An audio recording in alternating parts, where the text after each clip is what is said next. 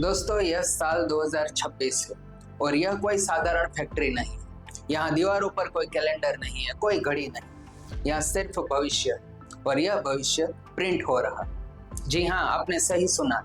जैसे अखबार प्रिंट होते हैं वैसे ही यहाँ भविष्य की ऊर्जा प्रिंट हो रही है। यह चमकदार पतली फिल्म है, कोई प्लास्टिक नहीं बल्कि पेरोव्स्काइट सोलर सेल। एक ऐसी क्रांतिकारी तकनीक है जो सूरज की रोशनी को लगभग मुफ्त बिजली में बदलने का वादा करती है। कल्पना कीजिए एक ऐसी दुनिया में जहां आपकी खिड़कियां, आपकी कारें, आपकी छत, यहाँ तक कि आपके कपड़े भी बिजली बना रहे। यह विज्ञान की कल्पना नहीं बल्कि हकीकत बनने की दहलीज पर खड़ा एक सच है। लेकिन इस चमकदार क्रांति के केंद्र में एक चौंकाने वाला रहस्य छिपा है। एक ऐसी चुनौती जिसने दशकों तक इस तकनीक को प्रयोगशाला में कैद रखा। आज हम इस भविष्य की फैक्ट्री के दरवाजे खोलेंगे और देखेंगे कि कैसे यह नामुमकिन काम मुमकिन हुआ है, और उस रहस्य से पर्दा उठाएंगे जो ऊर्जा के इतिहास को हमेशा के लिए बदल सकता है। तो दोस्तों, आज जब हम सोलर पैनल के बारे में सोचते हैं तो हमारी आंखों के सामने सिलिकॉन से बनी वो भारी नीली या काली प्लेटें आती हैं। ये हमारी छतों पर और बड़े बड़े सोलर फार्म्स में लगी होती है। इन्होंने हमें सौर ऊर्जा की ताकत से परिचित कराया है, लेकिन अब यह तकनीक अपनी व्यावहारिक सीमाओं तक पहुंच चुकी है। इसे समझने के लिए आज के सिलिकॉन पैनल को एक छलनी की तरह सोचिए। जब सूरज की रोशनी, जो असल में ऊर्जा के छोटे छोटे पैकेट यानी फोटॉन्स की बारिश है, इस पर पड़ती है तो यह छलनी बहुत सारी ऊर्जा को बर्बाद कर देती है। बाजार में मिलने वाले औसत सिलिकॉन पैनल सूरज की कुल ऊर्जा का सिर्फ 20 से 22% ही बिजली में बदल पाते हैं। इसका मतलब है कि लगभग 80% धूप जो हमारी छत पर पड़ रही वो बस गर्मी बनकर उड़ जाती है। यह वैसा ही है जैसे आप एक बाल्टी में पानी भरे और उसमें से सिर्फ एक ही गिलास इस्तेमाल कर पाए। दोस्तों, भारत जैसे देशों के लिए जहां धूप की कोई कमी नहीं, यह एक बहुत बड़ी बर्बादी है। हमें अपनी ऊर्जा जरूरतों को पूरा करने के लिए हजारों एकड़ जमीन पर लाखों पैनल्स लगाने पड़ते हैं। यह जमीन खेती या किसी और काम आ सकती थी। इसके अलावा इन सिलिकॉन पैनल्स को बनाना अपने आप में एक बहुत ही जटिल और ऊर्जा खपाऊ प्रक्रिया है। रेत को शुद्ध सिलिकॉन में बदलने के लिए उसे 1000 डिग्री सेल्सियस से भी ज्यादा तापमान पर गर्म करना पड़ता है।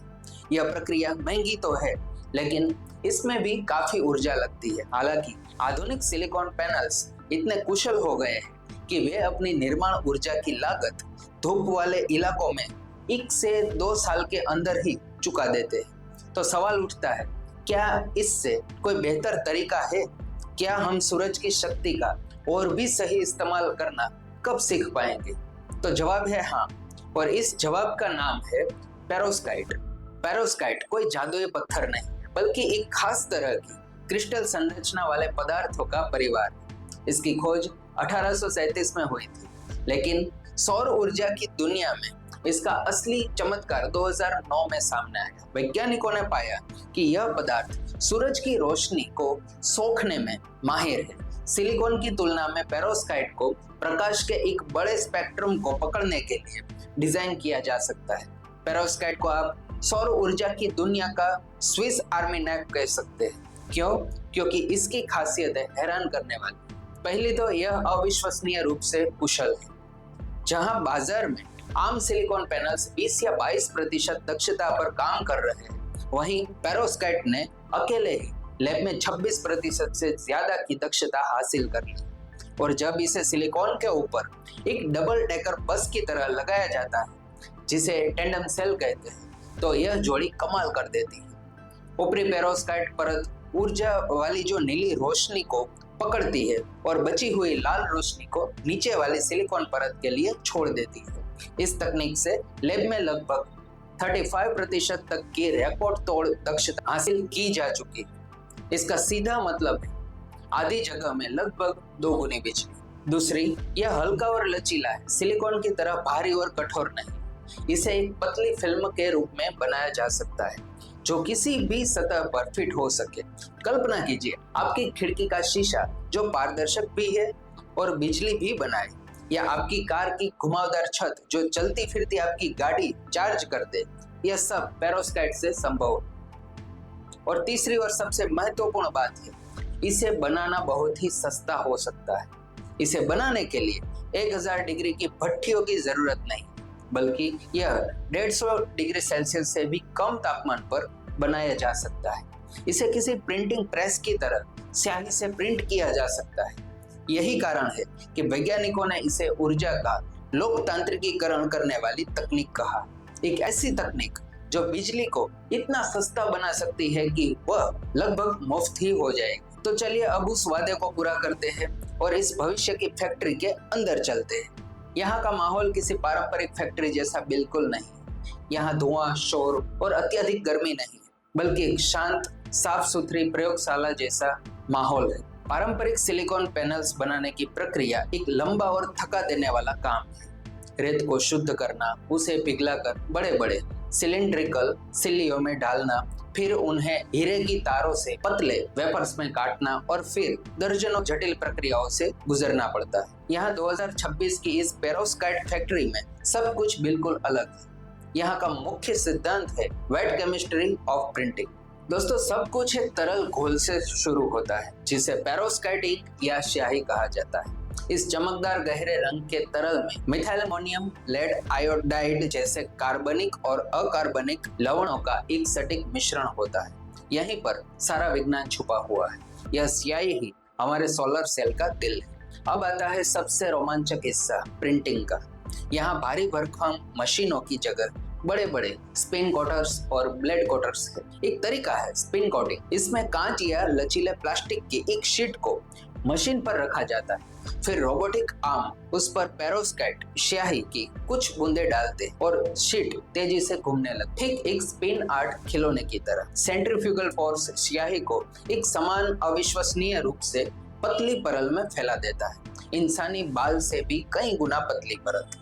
बड़े पैमाने पर उत्पादन के लिए ब्लेड कोटिंग या स्लॉट डाई कोटिंग का इस्तेमाल होता है। इसे ऐसे समझते हैं जैसे कोई मशीन एक बड़े से कागज पर एक धारदार ब्लेड से स्याही की परत बिछा रही। यही प्रक्रिया बहुत तेज है और इससे अखबार की तरह रोल टू रोल प्रिंटिंग संभव हो जाती। फैक्ट्री में यही हो रहा। सोलर सेलों की लंबी लंबी शीटें प्रिंट होकर निकल रही। प्रिंट होने के बाद इन शीट्स को एक हल्के तापमान वाले ओवन से गुजरना पड़ता है, जो लगभग 110 से 150 डिग्री सेल्सियस पर सेट होता है। इस गर्मी से स्याही सूखकर एक ठोस क्रिस्टल पेरोस्काइट फिल्म में बदल जाती। इसी के साथ एक के बाद एक और परतें प्रिंट होती जाती। एक इलेक्ट्रॉन ट्रांसपोर्ट लेयर जिसे हम ETL कहते हैं, एक हॉल ट्रांसपोर्ट लेयर HTL जो बिजली के प्रवाह को सही दिशा देने का काम करती है। कुछ नई तकनीकों में यह परतें पेरोस्काइट के साथ एक ही स्टेप में बन जाती, जिससे प्रक्रिया और भी सरल हो जाती। यह पूरी प्रक्रिया पारंपरिक सिलिकॉन निर्माण की तुलना में काफी कम ऊर्जा देती है और बहुत तेज होती है। जहां एक सिलिकॉन पैनल को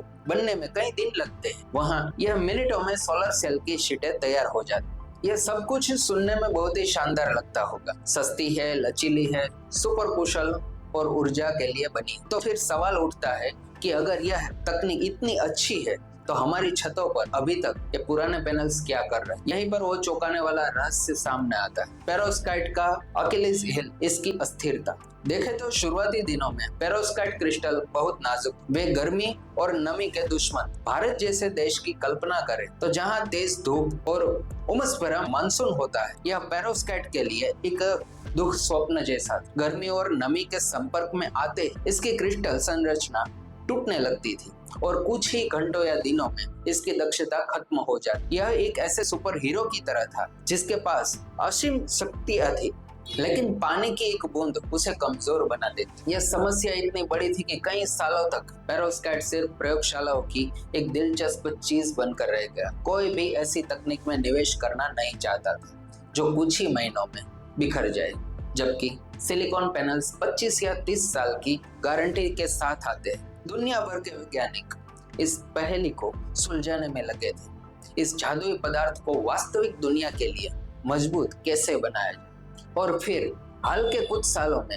इस दिशा में बहुत बड़ी कामयाबी दुनिया भर की प्रयोगशालाओं से, विशेष रूप से प्रिंसटन, MIT और चीन की शियान जिया ओलोंग यूनिवर्सिटी जैसी जगहों से एक के बाद एक सफलताओं की खबरें आने लगी। उन्होंने इस पहेली को सुलझाने की दिशा में एक बड़ा कदम बढ़ाया।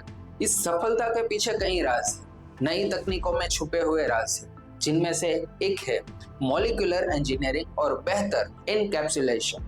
इसे सरल शब्दों में समझते हैं। वैज्ञानिकों ने खास तरह से आणवीय कवच या नैनो ग्लू बनाने के तरीके खोजे। एक खास अणु होते हैं जिन्हें पेरोस्काइट की स्याही में मिलाया जाता है या उसकी बाहरी परत पर चढ़ाया जाता है। जब पेरोस्काइट क्रिस्टल बनते हैं तो यह गोंद उनके चारों ओर एक अदृश्य सुरक्षात्मक कवच बना लेते। यह कवच क्रिस्टल को कसकर पकड़ते हैं और नमी और गर्मी को अंदर आने से काफी हद तक रोकते हैं। यह नैनो कवच एक चमत्कार की तरह काम करता है।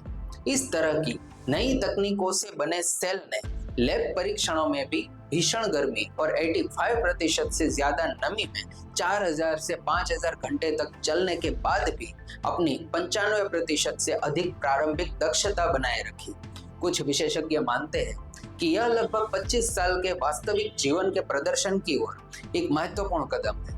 हालांकि इसे पूरी तरह से साबित करने के लिए अभी और परीक्षणों की जरूरत है। अचानक पेरोस्काइट की सबसे बड़ी कमजोरी अब एक चुनौती नहीं रही, जिसे दूर नहीं किया जा सकता। अस्थिरता का रहस्य पूरी तरह से सुलझा तो नहीं, लेकिन उसे नियंत्रित करने का रास्ता मिल गया और इसने व्यावसायिक उत्पादन के दरवाजे खोलने शुरू कर दिए। तो आज हमने जो देखा वो सिर्फ एक नई तरह का सोलर पैनल नहीं है, यह ऊर्जा के एक नए युग की सुबह की क्षमता रखता है।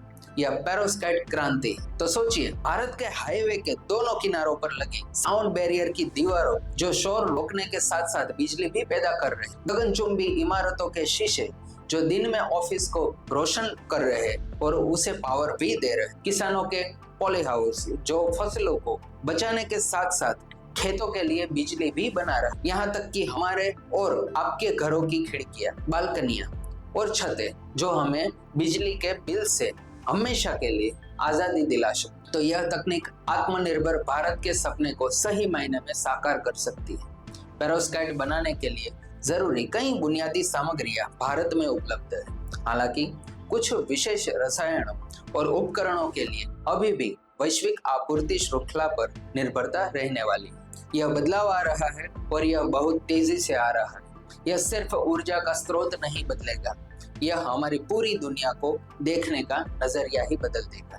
अब हमारा सवाल है आपसे, इस क्रांतिकारी तकनीक को आप सबसे पहले कहाँ इस्तेमाल होते हुए देखना चाहते हैं? अपनी कार की छत पर, अपनी खिड़कियों पर या शायद अपने बैकपैक पर जो आपके फोन को चार्ज कर सके? अपने विचार नीचे कमेंट में जरूर बताएं। अगर आपको भविष्य की ऐसी ही तकनीकों के बारे में जानना पसंद है तो इस वीडियो को लाइक करें और चैनल को सब्सक्राइब करना ना भूलें। धन्यवाद।